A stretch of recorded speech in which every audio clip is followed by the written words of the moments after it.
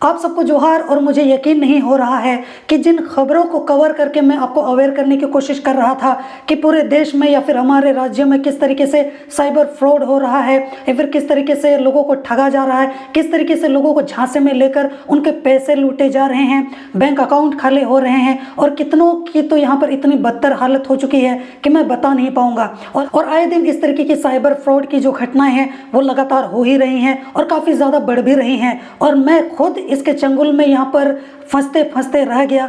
हालांकि मेरा जो भाई है अगर वो थोड़ा सा समझदारी का इस्तेमाल नहीं करता तो शायद हमारे भी अकाउंट से पैसे जो है वो साइबर अपराधी जो हैं वो उड़ा ले जाते।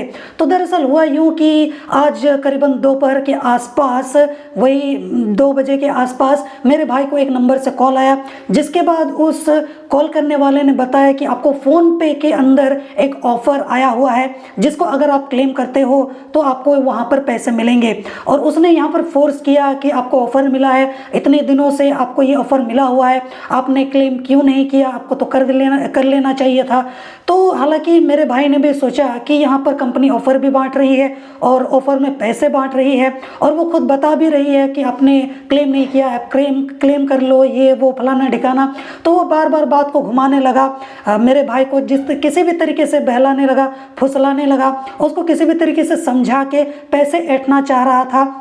हालांकि यहाँ पर कूपन होता तो शायद रिडीम की बात वो करता, जिसके बाद मेरे भाई ने थोड़ा सा समझदारी और थोड़ा सा धैर्य यहाँ पर रखा और उसके बाद उसने यहाँ पर कॉल करते करते, कॉल में जब वो बात कर रहा था हालांकि, और मैं भी उस वक्त वहीं पर था, मैं सब कुछ सुन रहा था और मैं उसे बोल भी रहा था कि थोड़ा सा आराम से, हड़बड़ी में कोई भी फैसला लेना नहीं है। जिसके बाद वो बात करता रहा और वो जानता था इन सब के बारे में, काफ़ी पहले से वो इन सब को लेकर अवेयर भी था।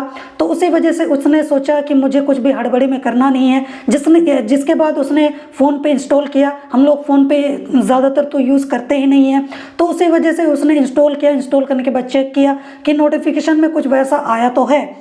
जिसके बाद उसने क्या किया कि उस पर क्लिक किया। क्लिक करने के बाद उसे दिखा कि पे का ऑप्शन यहाँ पर देखने को मिल रहा है। जिसके बाद वो भी शक पका गया कि यहाँ पर पे का ऑप्शन क्यों दिखा रहा है, जबकि उसने तो खुद बोला है कि क्लेम करना है, आप क्लेम कीजिए। तो यहाँ पर और कोई झंझट ही नहीं था। और उसके बाद व्हाट्सएप पे उसका मैसेज भी आया जब मेरा भाई जो है वो कॉल नहीं उठा रहा था या फिर उसे लगा कि यहाँ पर मेरे साथ फ्रॉड भी हो सकता है। जिसके बाद वो बार बार कॉल भी लगा रहा था और यहाँ पर वो बार बार बोल भी रहा था। जिसके बाद उसने यहाँ पर देखा कि इस तरीके से मेरे साथ फ्रॉड होने की संभावना है, तो फिर मेरा भाई भी यहाँ पर बात को घुमाने लगा, उसको काफ़ी सारी चीज़ें बोलने लगा।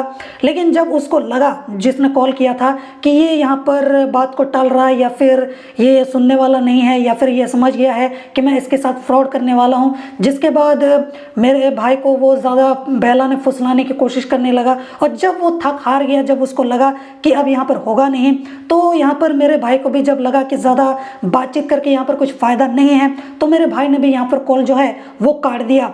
जिसके बाद मेरे भाई ने यहाँ पर दोबारा उसको कॉल भी लगाया और उसको बोला कि मैंने क्लेम भी किया या फिर मैं क्लेम कर रहा हूँ, तो मुझे पैसे क्यों नहीं आ रहे हैं, यहाँ पर क्लेम का ऑप्शन कहाँ है, इस तरीके से उसने बोला। क्योंकि हमने उसको ये भी बोला कि तो आप बताओ कि यहाँ पर जो क्लेम का ऑप्शन है वो कहाँ है, हमें तो नज़र नहीं आ रहा, तो आप दिखा दो, अगर हमें दिख जाएगा तो हम क्लिक करके क्लेम कर लेंगे। जिसके बाद हमने उसको बहुत सारी बातें बोली और फाइनली जब वो समझ गया कि हम उसके झांसे में नहीं आने वाले और हम समझ गए हैं कि वो हमारे साथ फ्रॉड करने वाला है, जिसके बाद उसने मेरे भाई को भद्दी भद्दी गालियाँ भी दी और जिसके बाद उसने फ़ोन काट दिया। तो हालाँकि हम लोग इस तरीके के जो साइबर फ्रॉड से हम लोग तो बच गए हैं, पर मुझे लगता है कि पता नहीं इन लोगों ने कितनों को लूटा होगा, कितनों के साथ फ्रॉड किया होगा, कितने गरीब और यहाँ पर जिन लोगों ने कितने मुश्किल से एक एक रुपया जुटाया होगा, उनके पैसे यहाँ पर लूटे हैं। हालांकि मैं अभी यहाँ पर खुद कंप्लेन करने के लिए जाने वाला हूँ अपने भाई के साथ। हम लोग जाएंगे थाने में, कंप्लेन भी करेंगे इस चीज़ को लेकर। और मैं भी आपको यहाँ पर अवेयर करना चाहूँगा कि यहाँ पर बात जो है, जैसा कि आप अपनी स्क्रीन पर देख सकते हो, कि बात यहाँ पर सिर्फ 1217 रुपये की नहीं है। बात ये है कि कब ये 1217 रुपये यहाँ पर 50,000 हो जाएँ, कब ये 50,000 1 लाख रुपये हो जाएँ, कोई नहीं बोल सकता है, क्योंकि धीरे धीरे करके बहुत ही सीधे साधे लोग भी अब इंटरनेट की दुनिया में आ रहे हैं और इंटरनेट एक बहुत बड़ा मायाजाल है और इस मायाजाल में कब क्या हो जाए किसी को नहीं पता। तो इसलिए एक दूसरे को अवेयर करना, एक दूसरे को जानकारी देना कि ऐसी भी चीज़ें होती हैं। अपनी bank detail, password, OTP number किसी से शेयर नहीं करना है, खुद को बचा कर चलना है। जब तक हम एक दूसरे को बताएंगे नहीं, शेयर नहीं करेंगे तो लोगों में अवेयरनेस आएगी कैसे। तो इसीलिए मेरे साथ होने वाला था, मैं बच गया। हालांकि मेरे साथ तो हुआ नहीं, मेरे भाई के साथ ऐसा होने वाला था, तो मेरे भाई ने समझदारी, सूझबूझ दिखाई और यहाँ पर हमारे पैसे जो शायद यहाँ पर ठगी का हम लोग शिकार हो जाते, उससे हम लोग फिलहाल बच गए हैं। लेकिन मुझे लगता है कि आपको इसको थोड़ा सा लाइटली लेकर नहीं चलना है, आपको इसको बहुत ही यहाँ पर सतर्कता के साथ लेकर चलना है, क्योंकि जो घटना या फिर जो फ्रॉड मेरे साथ आज होने वाला था, हो सकता है कि कल आपकी बारी है, हो सकता है कल आपके साथ इस तरीके की कुछ घटना हो जाए। अभी तो AI टेक्नोलॉजी भी आ गई है, तो उससे यहाँ पर जो साइबर अपराधी हैं उनको और भी ज़्यादा बूस्टअप मिल गया है।